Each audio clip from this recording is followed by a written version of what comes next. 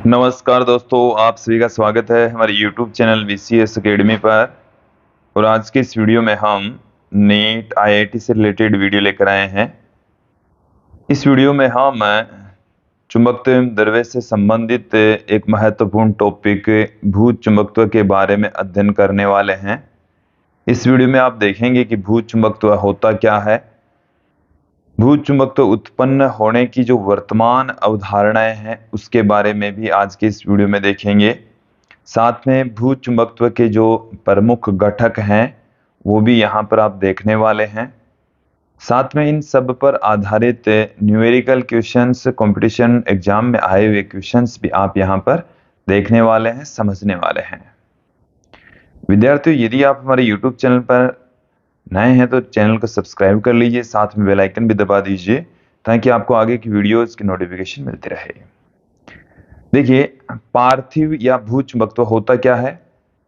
हमें जानते हैं कि जब किसी छड़ चुंबक को पृथ्वी की सतह पर स्वतंत्रता पूर्वक लटकाया जाए तो उत्तर दक्षिण दिशा में आकर व्यवस्थित हो जाती है। तो उसके उत्तर दक्षिण दिशा में आकर व्यवस्थित होने का जो कारण है वो है पृथ्वी का चुंबकीय क्षेत्र, जिसे हम पार्थिव चुंबकत्व या भू चुंबकत्व कहते हैं। तो देखिए, पृथ्वी का जो चुंबकीय क्षेत्र है वो एक प्राकृतिक स्रोत है। चुंबकीय क्षेत्र उत्पन्न होने का एक प्राकृतिक स्रोत है। पृथ्वी के द्वारा चुंबकीय क्षेत्र उत्पन्न होता है। अब देखिए, जो पृथ्वी है वो चुंबकीय क्षेत्र इस प्रकार से उत्पन्न करती है। पृथ्वी का जो चुंबकीय क्षेत्र है वो इस प्रकार से व्यवहार करता है जैसे कि इसके गर्भ में एक बहुत शक्तिशाली चुंबक रखी हो, जिसका दक्षिणी ध्रुव पृथ्वी के उत्तरी ध्रुव की ओर तथा उत्तरी ध्रुव पृथ्वी के दक्षिणी ध्रुव की ओर मौजूद हो।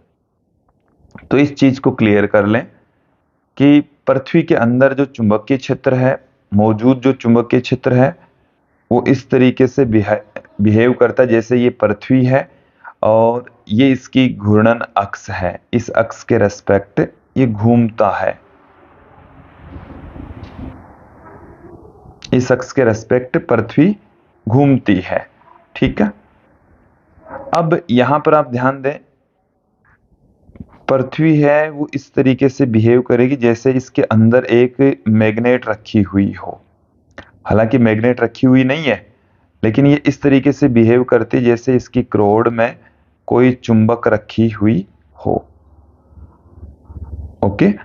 और देखिए, पृथ्वी का भौगोलिक उत्तरी ध्रुव इधर है, भौगोलिक दक्षिणी ध्रुव इधर है। ये ज्योमेट्रिकल नॉर्थ पोल, ये ज्योमेट्रिकल साउथ पोल। पृथ्वी का जो चुंबकीय उत्तरी ध्रुव है वो भौगोलिक दक्षिणी ध्रुव की ओर होता है। ये चुंबकीय दक्षिणी ध्रुव है, तो इसको थोड़ा सा क्लियर कर लीजिए। भौगोलिक उत्तरी ध्रुव की ओर चुंबकीय दक्षिणी ध्रुव होता है और भौगोलिक दक्षिणी ध्रुव की ओर चुंबकीय उत्तरी ध्रुव होता है। हालांकि इन दोनों की अक्ष में, इन दोनों की जो अक्ष है उनके बीच में एक एंगल जरूर होता है। इसकी घूर्णन अक्ष और चुंबकीय अक्ष, ये जो मैंने गुलाबी कलर की दिखाई है ये है चुंबकीय अक्ष और ये वाली है हमारे पास में चुंबकीय अक्ष, घूर्णन अक्ष। तो यहाँ से यदि हम चुंबकीय क्षेत्र रेखाओं का निर्माण करें तो चुंबकीय क्षेत्र रेखाएं यहाँ से उत्तरी ध्रुव से बाहर निकलेगी और इस तरीके से दक्षिणी ध्रुव के अंदर प्रवेश करेगी। इस तरीके से ये अंदर भी मौजूद रहेगी इसी तरीके से। क्लियर। और इनको हम इस तरीके से दिखा सकते हैं, इस तरीके से रिप्रेजेंट कर सकते हैं। तो जो चुंबकीय क्षेत्र रेखाएं हैं वो भौगोलिक दक्षिणी ध्रुव से बाहर निकलती है या चुंबकीय उत्तरी ध्रुव से बाहर निकलती है और भौगोलिक उत्तरी ध्रुव में प्रवेश करती है, मतलब चुंबकीय उत्तरी ध्रुव में प्रवेश करती है। यही बात इस स्टेटमेंट में लिखी हुई है जो अभी हमने देखा है कि पृथ्वी इस प्रकार से व्यवहार करती है जैसे कि इसके गर्भ में एक बहुत शक्तिशाली चुंबक हो, जिसका दक्षिणी ध्रुव पृथ्वी के उत्तरी ध्रुव की ओर तथा उत्तरी ध्रुव पृथ्वी के दक्षिणी ध्रुव की ओर हो। क्लियर। अब पृथ्वी का जो चुंबकीय क्षेत्र है उसके उत्पन्न होने के जो रीजन है वो क्या हो सकते हैं, वो अब यहां पर हम देख लेते हैं, एक एक करके उनकी अवधारणाएं समझ लेते हैं। तो पृथ्वी के चुंबकत्व की वर्तमान अवधारणाएं कि पृथ्वी का जो चुंबकीय क्षेत्र है वो क्यों उत्पन्न होता है। तो देखिए इसकी जो वर्तमान अवधारणाएं हैं वो हम यहां पर देखेंगे। तो देखिए एक जो अवधारणा है, पुरानी अवधारणा है, सन 1600 ईस्वी की अवधारणा है, सर विलियम गिलबर्ट के द्वारा ये दी गई थी। सर विलियम गिलबर्ट के द्वारा उन्होंने ये कहा था कि जो पृथ्वी है उसके गर्भ में एक शक्तिशाली चुंबक रखा हुआ है, एक शक्तिशाली चुंबक रखा हुआ है जिसके कारण से चुंबकीय क्षेत्र उत्पन्न होता है। लेकिन ये मत इस तरीके से रिजेक्ट हो जाता है क्योंकि पृथ्वी के गर्भ में तापमान है वो अत्यधिक होता है और अत्यधिक ताप पर चुंबकीय गुण समाप्त हो जाते हैं, तो चुंबक का अस्तित्व नहीं है, चुंबकीय गुण वहां पर संभव नहीं है। इसलिए सर विलियम गिलबर्ट का जो मत था वो एक सिरे से नकार दिया गया। एक मत ऐसा भी है कि पृथ्वी के क्रोड़ में धातुएं पिघली हुई अवस्था में है जो कि आयनित अवस्था में है। धातुएं पिघली हुई अवस्था में और उनका कुछ हिस्सा आयनित अवस्था में है। पृथ्वी की अपनी अक्ष के सापेक्ष घूमने से क्रोड़ में धीमी सहवन धाराएं उत्पन्न होती है।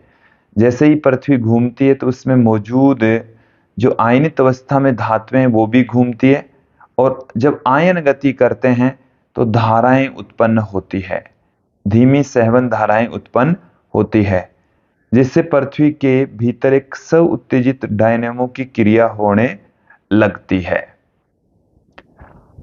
मतलब डायनेमो का मतलब हो गया कि स्व उत्तेजित डायनेमो अपने आप धाराएं बहने लगती है और इन धाराओं के कारण पृथ्वी के भीतर इस धारा से पृथ्वी का चुंबकीय क्षेत्र उत्पन्न होता है। और ये देखिए विद्यार्थियों, आज वर्तमान के रूप में सबसे ऑथेंटिक मत कह सकते हैं इसको, तो ये काफी ऑथेंटिक मत है। इसके अलावा एक मत और भी है, वो भी देखिए कि वायुमंडल में गैसें आयनित अवस्था में है। पृथ्वी का जो आयन मंडल है उसमें गैसें आयनित अवस्था में है और पृथ्वी के घूमने के साथ वायुमंडल भी घूमती है जिससे वायुमंडल में विद्युत धाराएं प्रवाहित होती है और इन्हीं विद्युत धाराओं के कारण से पृथ्वी का चुंबकीय क्षेत्र उत्पन्न होता है। पृथ्वी के चारों ओर जो वायुमंडल मौजूद है उस वायुमंडल के अंदर जो आयन मंडल है उसमें गैसें आयनित अवस्था में है और उन आयनों के कारण से धारा बहती है और उस धारा से पृथ्वी का चुंबकीय क्षेत्र उत्पन्न होता है। दोनों ही मत ऑथेंटिक है और आज के डेट में जो मत माने जाते हैं वो ये दोनों ही मत माने जाते हैं। क्लियर। फिर भूचुंबकत्व से रिलेटेड कुछ महत्वपूर्ण बिंदु हम एक एक करके यहां पर देखेंगे कि पृथ्वी का घूर्णन अक्ष भौगोलिक अक्ष कहलाता है। जो पृथ्वी का घूर्णन अक्ष है उसका भौगोलिक अक्ष कहलाता है। एक डायग्राम मैंने आपके सामने रखा है और इस डायग्राम में आप देखेंगे कि इस तरीके से पृथ्वी है, ये हमारी पृथ्वी है और ये एक निश्चित अक्ष के रेस्पेक्ट घूर्णन गति कर रही है। ये जो हमने एक रेखा दिखाई है इस रेखा के रेस्पेक्ट ये घूर्णन गति कर रही है, इसको हम भौगोलिक अक्ष कहते हैं। क्लियर। फिर आगे देखिए हमारे को क्या कहा गया है कि यह पृथ्वी की सतह को जिन बिंदुओं पर काटता है उन्हें भौगोलिक उत्तरी ध्रुव और दक्षिणी ध्रुव कहते हैं। देखो यहां पर मैंने NG और SG दो बिंदु दिखाए हैं और ये वाले जो दोनों बिंदु हैं वो देखिए एक बिंदु तो यहां पर है और एक बिंदु यहां पर है। ये है भौगोलिक उत्तरी ध्रुव और यह है भौगोलिक दक्षिणी ध्रुव है। ओके। फिर आगे चलते हैं। क्या है कि पृथ्वी के भौगोलिक अक्ष से गुजरने वाला ऊर्ध्वाधर तल भौगोलिक याम्योत्तर कहलाता है। यदि हम इन दोनों ध्रुवों से होकर एक ऊर्ध्वाधर तल की परिकल्पना करें तो वो जो तल है उसको हम भौगोलिक याम्योत्तर कहेंगे, भौगोलिक याम्योत्तर कहलाता है। क्लियर हो गया? फिर देखें कि पृथ्वी के अंदर स्थित बहुत बड़े काल्पनिक दंड चुंबक के अक्ष को चुंबकीय अक्ष कहते हैं।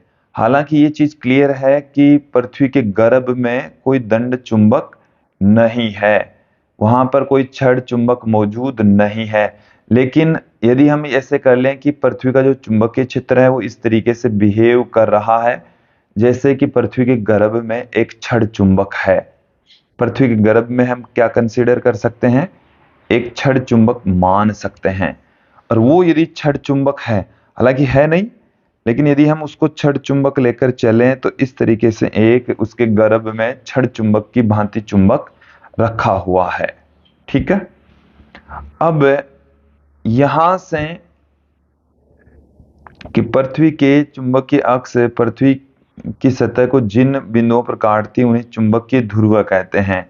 कि ये जो पृथ्वी की अक्ष है इसको देखो, यहाँ पर डायग्राम में ध्यान देंगे, यह है चुंबकीय अक्ष। और पृथ्वी को ये जहां पर भी जिन दो बिंदुओं पर काटती है ये हमारे पास में है चुंबकीय ध्रुव, और चुंबकीय ध्रुव एन एम, और ये हमारे पास में है चुंबकीय ध्रुव एस एम। वैसे मैंने इनको पहले भी लिख रखा है। तो भौगोलिक उत्तरी ध्रुव और चुंबकीय दक्षिणी ध्रुव एक ही तरफ होते हैं। इसी प्रकार से भौगोलिक दक्षिणी ध्रुव और चुंबकीय उत्तरी ध्रुव एक ही तरफ होते हैं, लेकिन दोनों एक दूसरे के संपाती नहीं होते।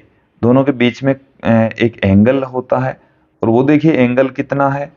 तो पृथ्वी का चुंबकीय अक्ष उसके घूर्णन अक्ष के संपाती नहीं होता है, बल्कि परस्पर 17 डिग्री का कोण बनाता है। दोनों के बीच का जो एंगल है ये 17 डिग्री का होता है। यहां पर इन दोनों के बीच का जो एंगल है वो 17 डिग्री का होता है। क्लियर? फिर आगे देखें, पृथ्वी का चुंबकीय क्षेत्र नियत नहीं है। पृथ्वी का जो चुंबकीय क्षेत्र है वो नियत नहीं है।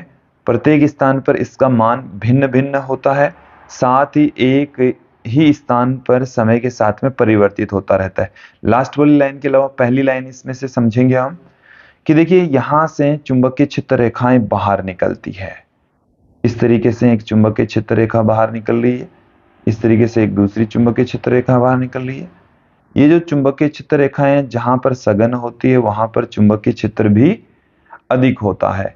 तो ये जो चुंबकीय क्षेत्र रेखाएं हैं इनकी जो संख्या है, इनका जो मान है वो ध्रुवों के नजदीक अधिक होगा और ध्रुवों से दूर कम होगा। तो मान इसका अलग अलग होता है, अलग अलग जगह पर इसका मान क्या होता है?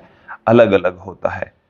साथ में जो अंतिम लाइन है इसको आप दोबारा देखें, साथ ही एक ही स्थान पर समय के साथ ये जो चुंबकीय क्षेत्र है वो भी चेंज होता रहता है।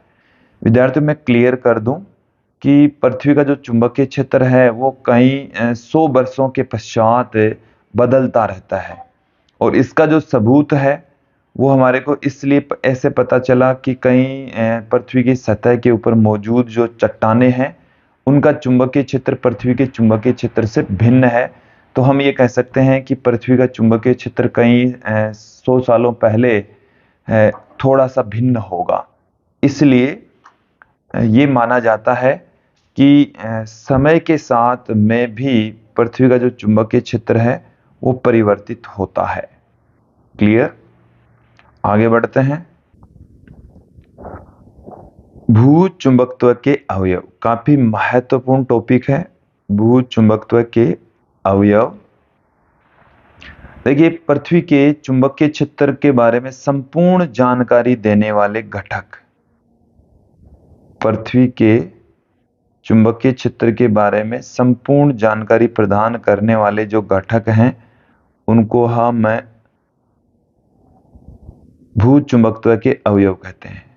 तो पृथ्वी के चुंबकीय क्षेत्र के बारे में, चुंबकीय क्षेत्र के बारे में संपूर्ण जानकारी देने वाले, संपूर्ण जानकारी देने वाले घटक, भूचुंबकत्व के घटक, संपूर्ण जानकारी देने वाले वाले आएगा यहां पर, ठीक है, वाले घटक या अवयव भूचुंबकत्व के अवयव कहलाते हैं। ओके, अब ये जो घटक हैं वो तीन होते हैं। दिक्पात कोण, इसको एंगल ऑफ डिक्लिनेशन कहते हैं, और नमन कोण, इसे नति कोण भी कहा जाता है, और पृथ्वी के चुंबकीय क्षेत्र का क्षैतिज घटक। तो एक एक करके इनको देख लेते हैं। सबसे पहले हम बात करेंगे दिक्पात कोण। तो देखिए दिक्पात कोण होता क्या है, इसको क्लियर कर लीजिए। किसी स्थान पर स्वतंत्रता पूर्वक लटकी चुंबकीय सुई की अक्ष से गुजरने वाली ऊर्ध्वाधर तल को हम चुंबकीय याम्योत्तर कहते हैं। कि देखिए चुंबकीय ध्रुवों से होकर गुजरने वाला जो ऊर्ध्वाधर तल होता है वो चुंबकीय याम्योत्तर कहलाता है। या क्या है कि पृथ्वी के भौगोलिक उत्तरी ध्रुव तथा भौगोलिक दक्षिणी ध्रुवों को मिलाने वाली जो रेखा है उसमें से गुजरने वाला ऊर्ध्वाधर तल भौगोलिक याम्योत्तर कहलाता है। वैसे चुंबकीय याम्योत्तर और भौगोलिक याम्योत्तर की डेफिनेशन हम पहले भी देख चुके हैं, ठीक है। अब डेफिनेशन आती है दिक्पात कोण की। क्या है परिभाषा कि चुंबकीय याम्योत्तर तथा भौगोलिक याम्योत्तर के बीच का कोण दिक्पात कोण कहलाता है। चुंबकीय याम्योत्तर और भौगोलिक याम्योत्तर दोनों के बीच का जो कोण है उसी को हम भौगोलिक याम्योत्तर कहते हैं। दोनों के ऊर्ध्वाधर तल के बीच का जो एंगल है उसको हम, देखो ये एक जो तल हमने दिखाया है ये दिखाया है हमने चुंबकीय याम्योत्तर। दूसरा जो तल दिखाया है यह है भौगोलिक याम्योत्तर, जो कि भौगोलिक उत्तरी ध्रुव तथा दक्षिणी ध्रुव में से होकर गुजरता है। और इन दोनों के मध्य का जो एंगल है इसको हम कहते हैं दिक्पात कोण। दोनों के बीच का जो एंगल होता है वो दिक्पात कोण कहलाता है। इसको हम फाई से रिप्रेजेंट कर रहे हैं। तो ये तो था पृथ्वी के चुंबकीय क्षेत्र का पहला घटक। दूसरा घटक देखें, नमन कोण, इसे हम नति कोण भी कहते हैं, angle of deep, angle of deep.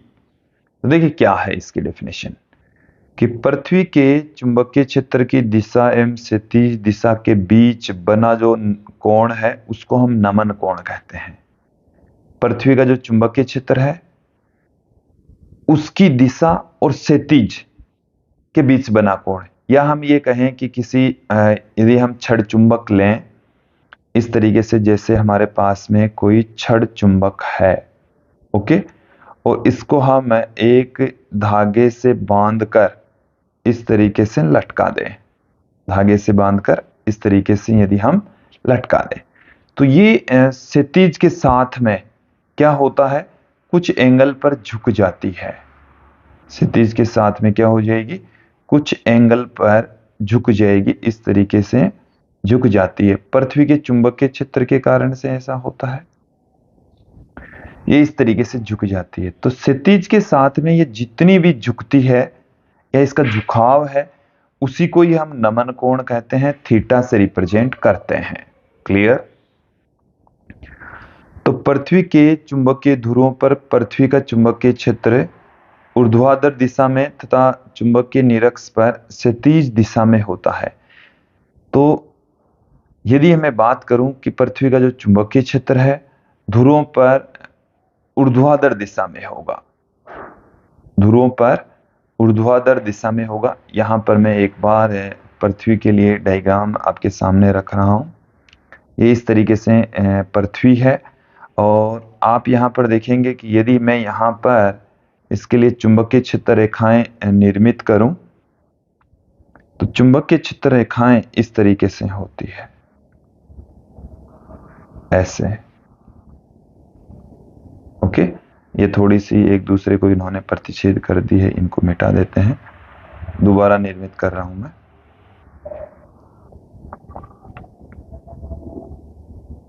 ये इस तरीके से पृथ्वी की चुंबकीय क्षेत्र रेखाएं होती है। ध्रुवों से ये बाहर निकलती है इस तरीके से, ध्रुवों के ऊपर से बाहर निकलते। यदि यहां पर किसी चुंबक को रखें हम, तो इसके तल के लंबवत हो जाएगी, यहां पर ये ऊर्ध्वाधर हो जाएगी। यही बात यहां पर लिखी गई है। देखिए, ध्रुवों पर पृथ्वी का चुंबकीय क्षेत्र ऊर्ध्वाधर दिशा में तथा चुंबक की निरक्ष पर क्षैतिज दिशा में होता है। जो निरक्ष होती है यहाँ पर क्षैतिज दिशा में होगा, जो कि हमने यहाँ पर इन रेखाओं के द्वारा दिखाया भी है। यहाँ पर पृथ्वी का चुंबकीय क्षेत्र क्षैतिज दिशा में होगा और ध्रुवों के ऊपर ऊर्ध्वाधर दिशा में होगा। क्लियर? फिर देखें, एक डायग्राम और हमने यहां पर दिखाया है। क्या है कि नमन कोण का मान भी भिन्न भिन्न स्थानों पर भिन्न भिन्न होता है, अलग अलग स्थानों पर अलग अलग होगा। पृथ्वी के ध्रुवों पर नमन कोण का मान 90 डिग्री और ध्रुवों पर और चुंबक की निरक्ष पर 0 डिग्री होता है। चुंबक की निरक्ष के ऊपर इसकी वैल्यू कितनी होती है? 0 डिग्री। तो ये भी आप दोनों वैल्यू ध्यान में रखें कि ध्रुवों के ऊपर 90 डिग्री होगा और चुंबक के निरक्ष पर, या हम ये कहें कि विषुवत रेखा के ऊपर इसकी वैल्यू 0 डिग्री होगी। और हम यदि विषुवत रेखा से हम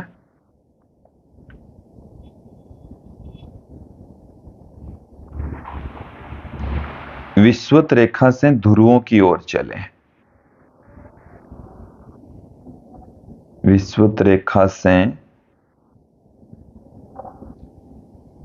ध्रुवों की ओर यदि हम चलें, विषुवत रेखा से ध्रुव की ओर चलें, तो जो थीटा है, थीटा का मान 0 डिग्री से 90 डिग्री तक बदलता है, तक परिवर्तित होता है, परिवर्तित होता है। ओके, तो यहां पर हमने एक डायग्राम दिखाया है। तो पृथ्वी का जो चुंबकीय क्षेत्र है वो हमने एक चुंबकीय सुई से दिखाया है, जिसको हमने 20 से रिप्रेजेंट किया है। और क्षैतिज के साथ में ये हमारे पास में क्षैतिज दिशा है और क्षैतिज के साथ में इसने एंगल थीटा बना रखा है। ओके, अब यदि हम इसको घटकों में वियोजित करें, तो जो क्षैतिज घटक है वो है बी कोस थीटा, और इस बी कोस थीटा को हम बी एच लिख रहे हैं। और ऊर्ध्वाधर घटक है वो हो जाएगा बी साइन थीटा, जिसे हम बी वी बी लिख रहे हैं। कई किताबों में बी एच के स्थान पर एच और बी वी के स्थान पर वी बी यूज में लिया गया है, तो इसका भी आप ध्यान में रखेंगे। पृथ्वी के चुंबकीय क्षेत्र का जो तीसरा और महत्वपूर्ण जो घटक है वो है पृथ्वी के चुंबकीय क्षेत्र का क्षैतिज घटक। इसको हम बी एच से, यहां पर किससे पुट करें? बी एच से पुट कर रहे हैं। तो पृथ्वी के चुंबकीय क्षेत्र के जो घटक हैं, क्षैतिज घटक बी एच से लिखा जाएगा, जो कि बी कोस थीटा, और जो ऊर्ध्वाधर घटक हैं बी वी बराबर बी साइन थीटा। ओके, अब यहां से समीकरण 1 और 2 का वर्ग करके जोड़ दें, 1 का भी वर्ग कर दे, 2 का भी वर्ग कर दे, तो लेफ्ट हैंड साइड हो जाएगी B H square plus B V square, जबकि राइट हैंड साइड हो जाएगी B square cos square theta plus B square sine square theta. इन दोनों में से बी स्क्वायर यदि हम यहां पर कॉमन ले लें, बी स्क्वायर यदि हम कॉमन ले लेंगे तो साइन स्क्वायर थीटा और कोस प्लस में कोस स्क्वायर थीटा रह जाएगा, बराबर की दूसरी तरफ है B H square plus B V square. यहां से sine square theta plus cos square theta है वो 1 हो जाएगा, तो बी स्क्वायर बराबर B H square plus B V square हो जाएगा।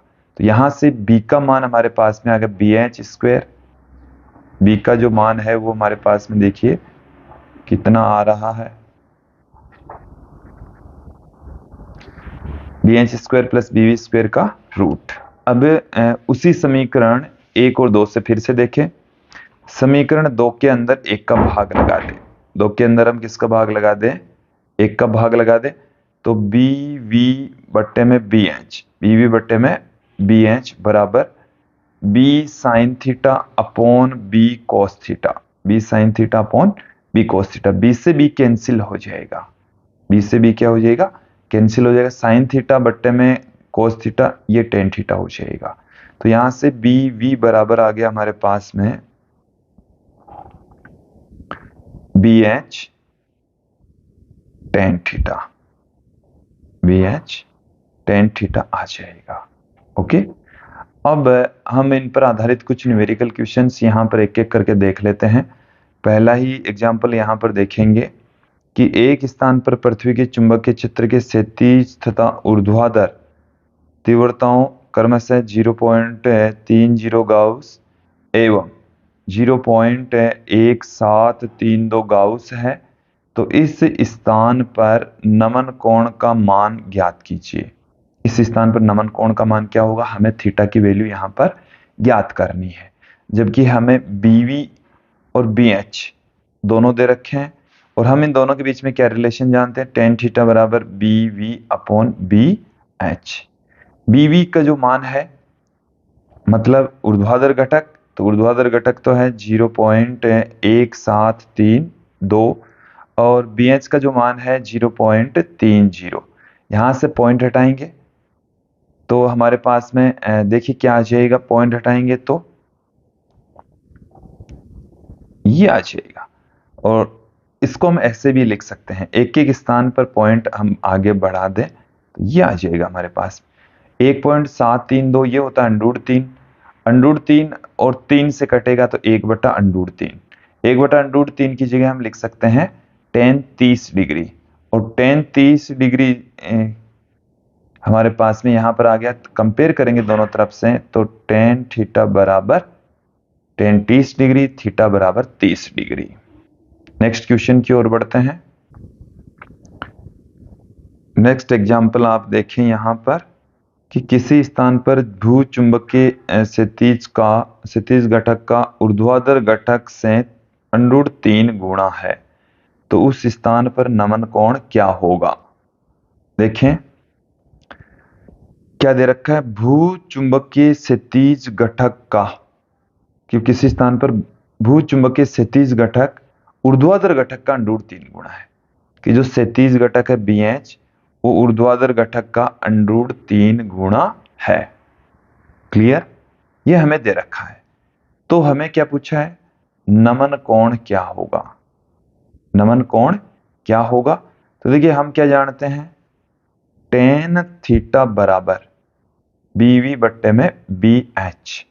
यहां से जो bv अपॉन bh है, जो हमारे को ये दे रखा है bh बराबर √3 bv, तो यहां से bv अपॉन में bh बराबर आ जाएगा 1/√3। तो यहां पर हमने bv अपॉन में bh की वैल्यू 1/√3 पुट कर दी, और दोनों तरफ यदि हम कंपेयर करें कि भाई tan थीटा बराबर 1/√3 वैल्यू होती है tan 30 डिग्री की, तो थीटा बराबर हमारे पास में 30 डिग्री आ जाएगा। अगला क्वेश्चन देखें कि किन्हीं दो स्थानों के नमन कोण क्रमशः 30 डिग्री और 45 डिग्री हो, तो उन स्थानों पर पृथ्वी के चुंबकीय क्षेत्र के क्षैतिज घटकों का अनुपात ज्ञात कीजिए। देखिए हमें यहाँ पर दो स्थानों के नमन कोण, एक का 30 डिग्री दे रखा है, दूसरे का 45 डिग्री दे रखा है। हमारे को उनके क्षैतिज घटकों का अनुपात पूछा है, BH का अनुपात पूछा है, जबकि हम BH बराबर क्या जानते हैं? B cos थीटा जानते हैं।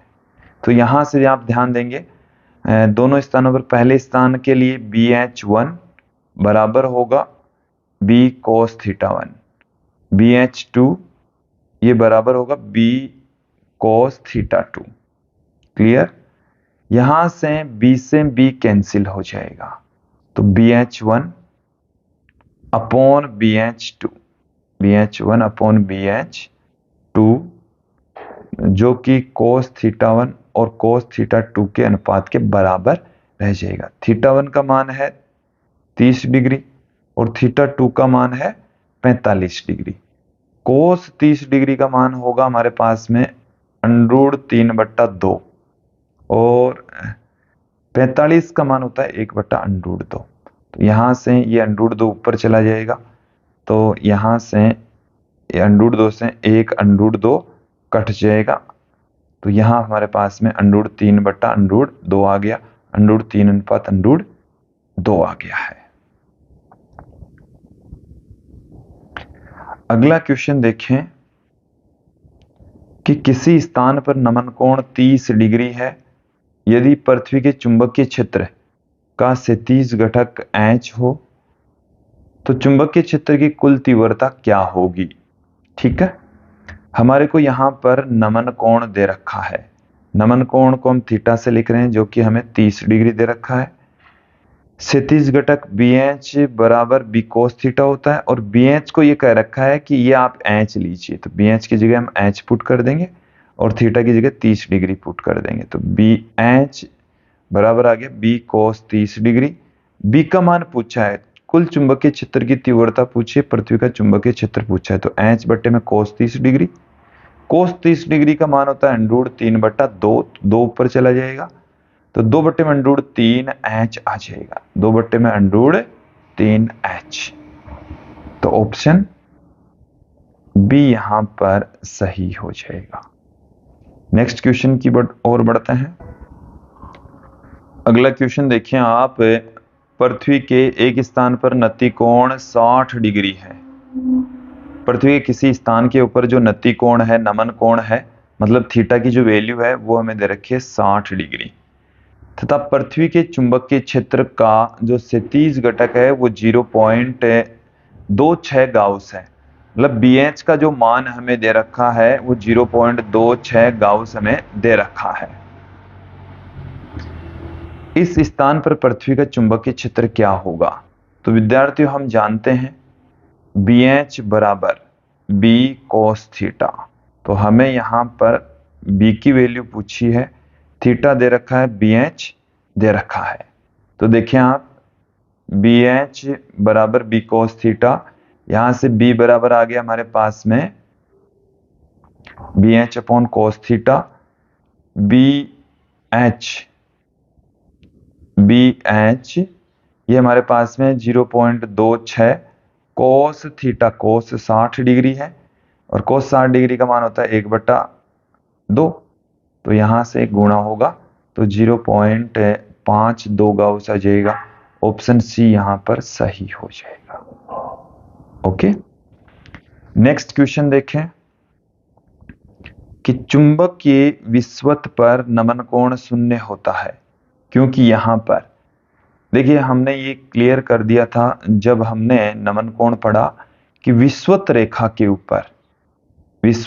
के ऊपर जो थीटा की जो वैल्यू है वो 0 डिग्री होती है। ठीक है, अब देखो 0 डिग्री होती है तो BH बराबर हमारे पास में है B cos थीटा और यहां पर 0 पुट करेंगे तो B cos 0, तो यहां से पृथ्वी का जो चुंबकीय क्षेत्र है वो उसके क्षैतिज घटक के बराबर आ जाता है। ऊर्ध्वाधर घटक देखो ये BH है, ये यहां पर H से लिखा जा रहा है। ऊर्ध्वाधर घटक BV बराबर B sin थीटा और क्षैतिज मतलब विस्वत रेखा के ऊपर जो थीटा है उसका मान 0 होता है, तो BV है, ये आ गया हमारे पास में 0, इसको हम V से लिख रहे हैं। इसका मतलब ये हो गया कि जो ऊर्ध्वाधर घटक है वो 0 होता है। ऊर्ध्वाधर घटक का मान 0 होने के कारण से विस्वत रेखा पर जो नमन कोण है वो 0 होगा। ठीक है, नेक्स्ट क्वेश्चन की ओर बढ़ते हैं। नेक्स्ट क्वेश्चन देखें कि एक कंपास सुई जिसका चुंबकीय आघूर्ण 60 एम्पीयर इंटू मीटर स्क्वायर है और जो किसी स्थान पर भौगोलिक उत्तर की ओर दिष्ट है 1.2 गुणा 10 की घात -3 न्यूटन इंटू मीटर का बल आघूर्ण अनुभव कर रही है और उस स्थान पर पृथ्वी के चुंबकीय क्षेत्र का क्षैतिज घटक 40 माइक्रोवेबर पर मीटर स्क्वायर है, तो उस स्थान पर दिक्पात कोण कितना होगा। हमें वहां पर दिक्पात कोण पूछा है, दोनों मतलब चुंबकीय याम्योत्तर और भौगोलिक याम्योत्तर के मध्य का कोण पूछा है। ठीक है, तो यहां पर देखिए जो कार्यकारी बल आघूर्ण है वो हमारे पास में है टो बराबर हम जानते हैं एम बी साइन थीटा, तो यहां पर साइन अल्फा से लिख दिया है या साइन फाई से यहां पर लिखना चाहिए था। यहां पर जो चुंबकीय क्षेत्र है वो क्षैतिज चुंबकीय क्षेत्र का क्षैतिज घटक है, क्षैतिज घटक ही उसको घुमाने का काम करता है। टो का मान हमें यहाँ पर देखो, इसमें इस क्वेश्चन के अंदर हमें चुंबकीय आघूर्ण इस पोलैम की वैल्यू दे रखी है। टो का मान 1.2 गुणा 10 की घात -3 न्यूटन इंटू मीटर दे रखा है और चुंबकीय क्षेत्र का जो क्षैतिज घटक है BH जो है वो हमें 40 माइक्रोवेबर पर मीटर स्क्वायर दे रखा है, जो कि 40 गुणा 10 की घात -6 वेबर पर मीटर स्क्वायर के इक्वल हो जाएगा। ओके, तो यहां से इन सब की वैल्यू पुट कर देंगे। टो का मान रख दिया हमने 1.2 गुणा 10 की घात -3, एम का मान 60, BH का मान 40 गुणा 10 की घात -6 साइन अल्फा, तो यहां से साइन अल्फा बराबर 1.2 गुणा 10 की घात -3 बट्टे में 60 गुणा 40 गुणा 10 की घात -6 बराबर, देखो यहां से आप कैलकुलेट कीजिए, यहां से 3 घात तो कैंसिल हो जाएगी, 3 घात बच गई जो कि बट्टे के ऊपर जाएगी तो प्लस में 3 हो जाएगी, प्लस में 3 से 1 2 यहां से कट जाएगी और 1 घात बचेगी, यहां से पॉइंट हट जाएगा। ठीक है, 4 का भाग 12 के अंदर 3 बार में, तो ऊपर 3 रह गया नीचे 6 रह गया, तो 3/6 जिसे हम 1/2 पुट कर देंगे, तो साइन अल्फा बराबर हमारे पास में आ गया है 1/2, इसे हम 1/2 को साइन 30 डिग्री भी लिख सकते हैं, कंपेयर करेंगे तो अल्फा का मान 30 डिग्री आ जाएगा, तो ये हमारे पास में आ जाएगा दिक्पात कोण। और विद्यार्थियों ये था आज का हमारा वीडियो जिसमें हमने भूचुंबकत्व के बारे में संपूर्ण जानकारी यहां पर प्राप्त की। नेक्स्ट वीडियो में अगला जो हमारा वीडियो होने वाला है उस वीडियो में हम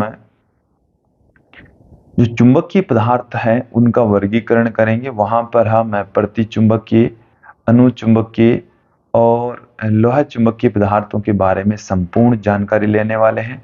आज की इस वीडियो में इतना ही, धन्यवाद दोस्तों।